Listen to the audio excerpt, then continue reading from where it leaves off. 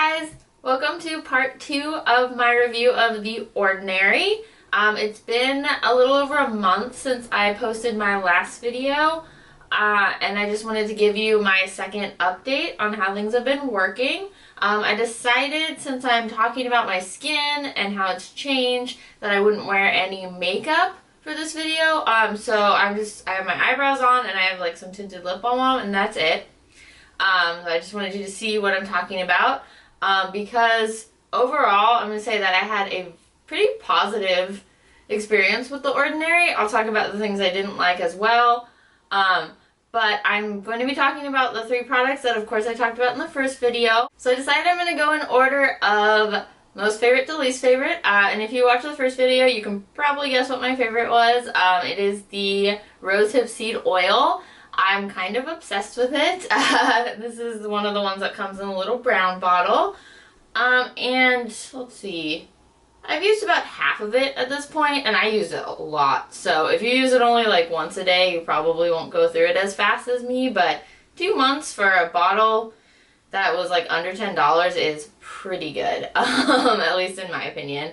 The thing I love about this, it is an amazing moisturizer for my dry skin, although I honestly think because it absorbs so quickly that it would be great for oily skin as well. It smells really nice. Disclaimer, it doesn't smell like roses. I know a lot of people get confused because there's like rose essential oil and rosehip seed oil. This is made of the rosehip seeds. It's not made of rose petals. So it kind of has like a nutty scent to it. It's pretty light and honestly not that offensive, which is good. I was worried it might have like kind of a florally scent or something, but I honestly really like it. Once it's on your skin, you don't smell it at all, but just if you're really sensitive to scents, just to keep that in mind. It is a great moisturizer. I use it at night. I usually do 1 layer. I do about 5 or 6 drops. It kind of started out as 3 to 4, but the more I liked it, the more I started to put on my face. Any more than that, and it doesn't quite sink in very well, I noticed. Kind of messed around with it a little bit. But it's really great at the end of my routine, basically after I've done all my serums and toners and essences.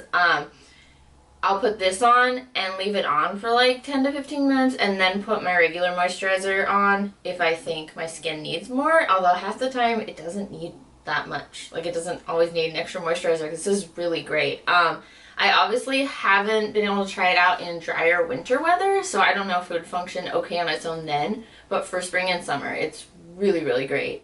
I did try using this in the morning, and I will say, even though it is, I'd say it's like medium weight. I wouldn't call it fully lightweight, I guess, and it sinks in really well. I still wouldn't use it in the morning because I just find it needs a while to sink in before being okay for makeup.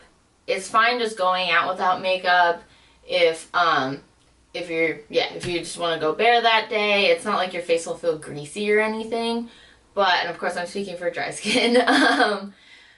But I have tried applying makeup over it after putting it on, like after 10 minutes, and it does cause me to get a little more oily over time throughout the day, which is an unusual experience for me, so I definitely saw that as a warning sign. So yeah, I started using it just mainly as a night treatment. It's really nice after doing a mask, or just honestly, I mean, I use it every night, so I really like it. It's very refreshing. And so yeah, basically A++, this is definitely my favorite product that I've tried so far, and it is really making me want to try more of their just like basic oils. The second product that I tried out was the Lactic Acid 10%. This is really besides trying out like some hyaluronic acid lotions and all that basic stuff, I never really tried just like a pure acid. And so I was a little nervous to try the 10%, but honestly I was just really excited to try it and I didn't really want to wait. So luckily it worked out for me. I must have pretty strong skin because like I said, don't have a ton of experience with acids. I did start using it out just like a tiny bit every day. And like I talked about in my previous video, I did have quite a bit of skin purging. And after some research, I did figure out that it was skin purging and not a reaction. I did a lot of research to make sure. trying to see if I should stop or not, but I kept going, and eventually it did stop. It stopped about a week after my last video, and since then my skin has been great.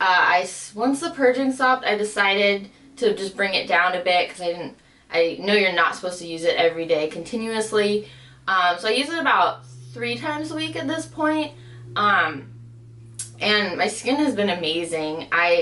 You definitely can see a difference in your skin because you put on at night, of course, and just let it sit on your skin while you sleep. And I definitely see a difference in the morning. On the mornings after I use this, my skin is brighter. It's definitely clearer, and it feels cleaner, but not in a really stripped kind of way. I put on about 5 drops. I put it in my hand and just pat it around and pat it onto my face, and then wash my hands, of course. I definitely feel like a really slight tingling sensation. It's very light and lasts like maybe a minute. Anyway, I did really like this. I'm glad that the 10% worked out for me.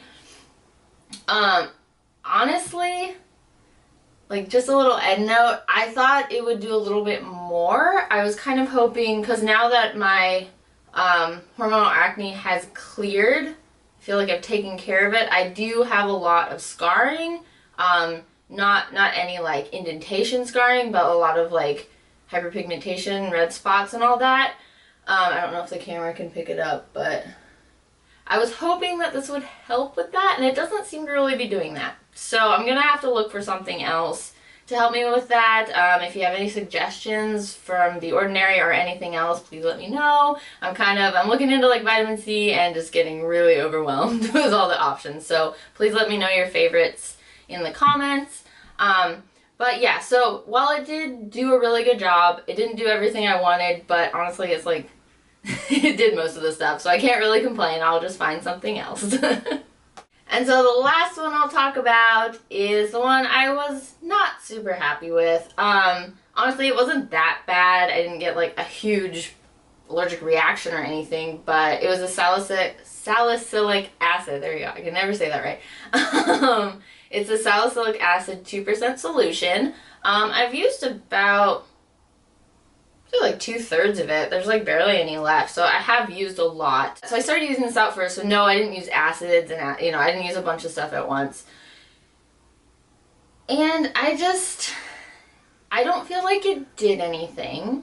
I didn't notice any purging until I started using the lactic acid. It kind of helped to calm down blemishes, make them a little less red, but that's about it. And I feel like there's a lot of other products that will do that, including like the rosehip oil, among all the other benefits it has. I felt like it dried out my skin a lot, and the more I used it, the more I started to feel it, and so it got to the point where I'd wait a couple days for the dryness to go away, and then I'd try it again just to make sure, and it was definitely it. I would use it for spot treatment, and I just put it like, I was having like a huge amount of zits, like deep zits over here, and so I would just take like 2 drops and pat it along here and leave it, and the next morning my face would be fine, but just this part would be like incredibly itchy. Like, it felt like it looked fine, but it's like, it felt like I had a sunburn or something on my face. It was really, really uncomfortable. So yeah, I just wasn't really impressed with this. So if you have really dry skin, I think you might want to steer clear of this. I know it can really help take down sebum production, which is great for oily skin, so maybe this just isn't meant for my skin type. Not a huge recommendation on that, especially if you have sensitive or dry skin. Alright guys, so that's the end of my updated review. Hopefully you guys found it informative. If I missed anything, or if you have any more questions that I didn't cover, please let me know. You can leave me a comment, or you can talk to me on my Instagram. Username is right up here. And yeah, if you like this kind of video, I have more coming, and more already happened. So go ahead and give me a subscribe and click the little bell button to be notified when I post new videos. And yeah, thanks so much for watching, guys, and I'll see you next week.